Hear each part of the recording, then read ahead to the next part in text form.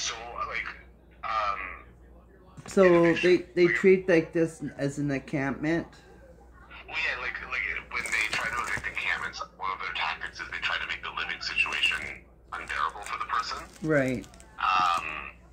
Or for the people, and that makes them leave. And I don't know how to, if that's what you're experiencing, I don't know what we can do to stop it. But that is a common tactic. Right. It's like a constant bullying tactic that they're using on me. Yeah, exactly. Like even the manager, when he looks at me, he looks like he's really angry, right? Yeah. And like one thing to do is like I don't want to mention nobody's name because I'm gonna be editing this, right? Yeah. And I don't know. I'm not gonna say where I live because I can use that for me to get the cops on me or whatever, right? Yeah, exactly. Yeah. So but I think like in your text message, you talked about like other housing and that kind of stuff. That might be an option, but also fighting the eviction. Like we don't stop fighting the eviction. Well, see, I don't like the term of fighting, because resisting would be a better word. I'm just trying to make sense of all this because I can't make sense of all this because no matter how I feel, if I feel like okay, I'm gonna go and clean my place up and I'm gonna do this, I'm gonna do that, right?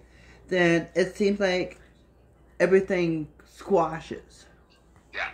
Right? Like I don't even feel comfortable doing my laundry because my neighbors bang my door.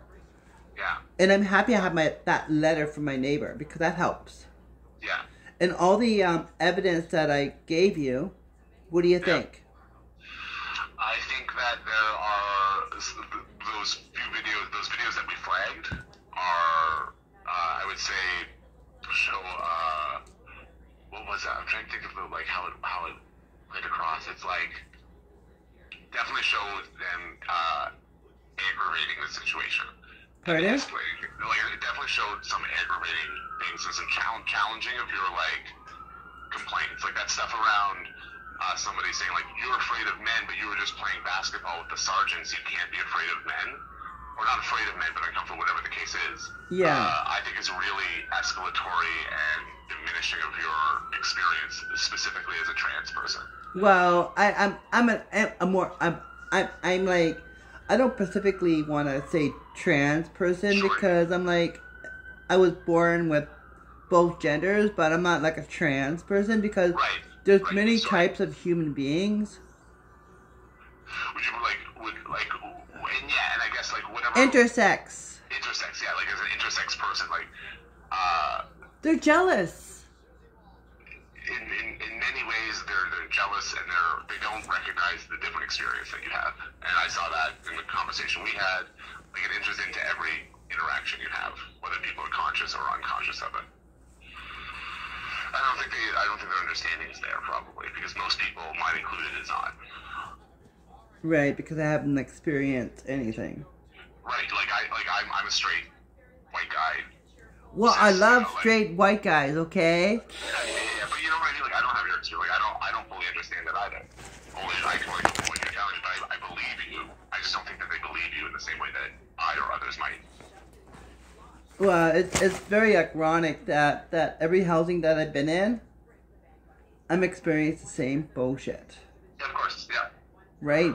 So, I want to put a complaint against them and use all the evidence that I have against them to fight, to throw pedals back. I want to put a RTB complaint against them. Yeah. Next week. And then they can analyze the situation. The advocate that's working with me, and she said that it doesn't matter how strong your fight is. It's sometimes it goes bad or sometimes it goes good. But Yeah. to me, psychologically, I don't understand that, because if I have enough evidence against, they're basically provoking violence towards me verbally, right? Yeah. You're telling me it's okay to push people and shaming me in front of people. Yeah. That's not good. That's against the law. Yes. Right? And in Canada criminal code. Perhaps, yeah. Like, depending on it could be a human rights violation, it could be a criminal code violation. Well, see, when it's like stalking. Yeah. Okay? Stalking is a criminal charge. Yeah. Okay? And that's exactly what he's doing, is premeditating things at home and at work. Yeah. Right? Yeah. Like, he doesn't believe what I say or what I do. He just believes that one story, okay, I'm going to believe all what they say, but at the time being, because I'm sexist, I'm not going to believe what she says. Yeah. Yeah. Right? Yeah, exactly. Yeah. So, any smart judge would say, what the fuck? Yeah, if you get the smart judge. Well, there's judges out there are intersex phobia, right? Yeah. And there's not a judge that's intersex phobia, Yeah. right? So I'm not just battling the people where I live. It's just the whole perspective. Like, I went and played pool and I had a great time. Yeah. Yesterday, right? Good. Like, that sort of normal society treat people. It's normal. Yeah. Whatever normal is. Whatever normal is, yeah. Right? But the perception of normal in a multiple barrier housing, like, there's people that have mental illness and problems in this building. Yeah. Okay? And they forced their shit on me. Yeah. Right? And unfortunately, whoever runs this place doesn't do nothing about it. It's so not, it doesn't compute in their brain. Yeah. You know, oh, it's okay. You're not doing anything wrong, and she's doing everything wrong. Right. Right? Yeah. Yeah. Like, that doesn't make no sense. No, these processes are like obscure and destabilizing by design. But yeah, I think, like, if you want to file other complaints, like, I think there's a value in trying to just, like, if you want to stay in the housing. Right. I don't want to be kicked out and because I'm a human being, because I'm a woman, I'm a human being, but they're not treating me like a human being. They're treating me like some sort of alien. Yeah. Yeah. You know, I don't want to say any demeaning words, but, you know, I'm as a woman, I try to be as gentle and as kindful and as helpful as possible. Yeah, I know. You know, and they're rebelling against that. Yeah. Yeah. And, like, the best you can do, like, is be the best person that you can be through this. Is, like, oh, I'm trying. Be cool and be compassionate, and that's hard. It's such a hard ask, I find. Like, yeah. Ask someone in such shitty circumstances to play it cool. Like, it shouldn't be on you to play it cool. Pardon? But it shouldn't be on you to have to play it cool. But well, it is, and that sucks, and that's hard, and it's unfair. But people say it's unfair, but that they say, well, quote, they say, well, that's life, but it doesn't have to be. It doesn't have, like, that's not how life should be. That shouldn't have that shouldn't have to be like that, right? No, it should not. But it is, and it shouldn't have to be like that.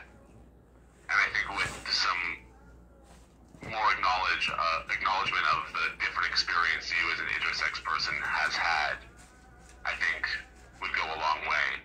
Some of the language that they used with me there was something that the person we were speaking to on the street said the other day that rubbed me the wrong way, which was like, just that everybody here has been through something, and therefore everybody understands and is compassionate isn't true, because everybody's been through something different. Right. It's just like this idea that just because someone's been oppressed or hurt means Right. that they have understanding of everybody's oppression and everybody's hurt is really diminishing and simplistic.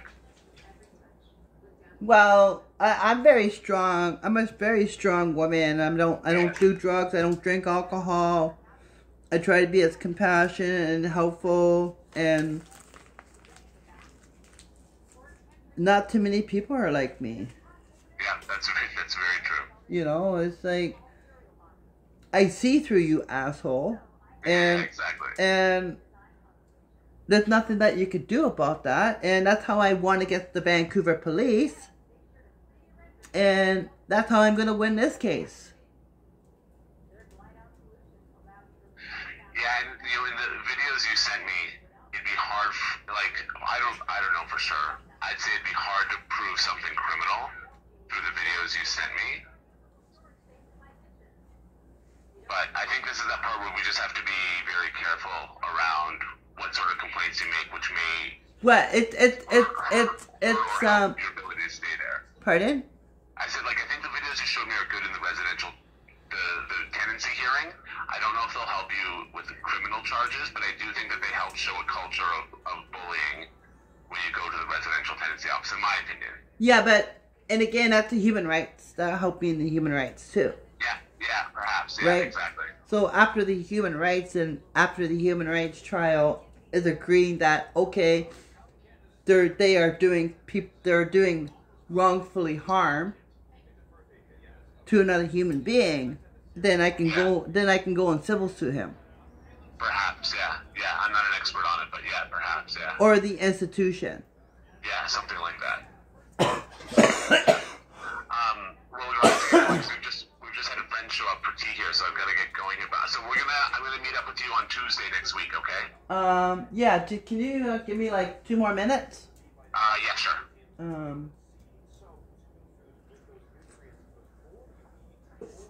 Thank you for calling. Yeah, no problem at all. And people are just fucked in the head. They're jealous. They're envy. They don't have a life. Yeah. So when they see somebody like me, or I'm not like me, whatever, but having a life and going out there and selling my merch and trying to be as good as compassionate as possible. Did you raise any money for me? I have not yet. My friend said he's going to donate, but I've got to follow up with him. No. Fundraising is a slow process sometimes. It would be if it's cash. Yeah, I don't know if I won't be able to get cash from him. It'll be an online because he's gone away now. But I'm going to follow up with him. Okay, $1,000. Yeah, I'll tell him the price went up. Your advice gets more expensive over time. It's like a fine wine. Yeah. Yeah. No, I will follow up with him. I'll try and raise some money for my whole bowling team. Pardon? I said I'll try and raise some money for my bowling team. And then you and I are going to go bowling on Tuesday. Well, why not? Pardon? I'm going to kick your ass. Yeah, we'll see. We'll see. You sound rusty. Well, it's just like playing pool, right? Kind of, yeah. It's like playing pool. I'm not rusty in playing pool because I would play pool and I won every fucking game. Well, we'll see. We'll see how you do at bowling roller, girl. I'm pretty good. But you have to give me a few balls first. Yeah, sure. You can get warmed up. We'll get warmed up. We'll have a warm-up game. Let's have a warm-up game. Yeah, exactly. Yeah. But I appreciate you. And I appreciate anybody's in my life. Yeah. And You know, it's just,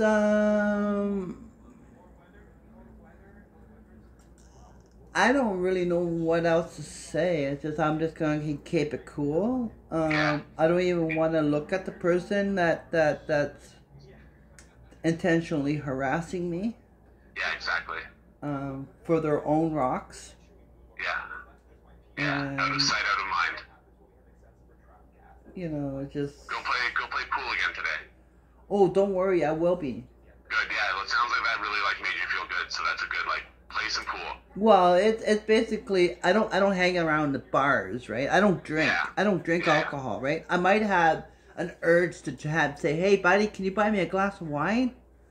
Yeah. Right? That you know, that's fine. I could have said that yesterday, but, you know, it's just I don't have that urge. Yeah. The urge of, you know, I didn't even get a joint in me or anything. I just went there straight. Yeah, good for you. Yeah. But don't worry, I'm going to be smoking a couple of doobies before I do pens. Good. I should get going because I got company here, but I'm glad you're in my life too. Stay cool, and we'll go bowling on Tuesday. Yeah, they designed this place for hobos. Yeah. You know? Yeah, right. Yeah. There's no bathtub. I know. We gotta get you a place with a bathtub. Fuck. You know, when I'm stressed out, I like to take a bath. Yeah, there you go. And put some Epsom salts. And maybe with a jacuzzi. Yeah, you need a hot tub. But we need to put applications in for other places, but I need a safe place to live. Have you talked to Sonia about that? Don't mention no names. Oh, yeah. So have you talked to your advocate about that? I think she's a burnt out case. I think she's still helpful in this scenario. Well, no, she's not very helpful. Okay. In this. She might be helpful with getting you different housing. No. Okay. None of this fucking organization down here is gonna find me any good housing. Yeah. Fair enough. Well, But so I'm not excluding you. Yeah. No, I hear that. Well, look, I gotta go here, but I will talk to you soon, okay? Yeah, I gotta go and buy myself some presents. Yeah, good. Yeah. Go play bowling. Yeah, get ready. Get in the bowling mindset. Yeah, go buy a half ounce of weed. Good. Okay, I will talk to you soon. Stay safe. I love you, and you know, I love people, right? I know. And I know you do. people see me and they're scared automatically. Yeah.